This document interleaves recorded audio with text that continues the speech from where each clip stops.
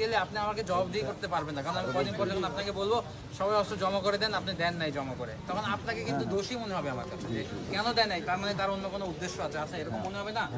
আর এই অস্ত্র যদি আপনার হাত থেকে চলে অন্য কারো কাছে চলে যায়, এটা কিন্তু আমার জীবনের জন্য হুমকি, আপনার জীবনের জন্য হুমকি। ঠিক আছে, আমি হয়তো আপনার সামনে এরকম খালি অবস্থায় আসতে পারতাম না, আমাকে একদম গিয়ার টিয়ার পরে আসতে হইতো যদি এই অস্ত্রগুলা অন্য কারো হাতে থাকতো যার ক্ষতি করার ইচ্ছা আছে।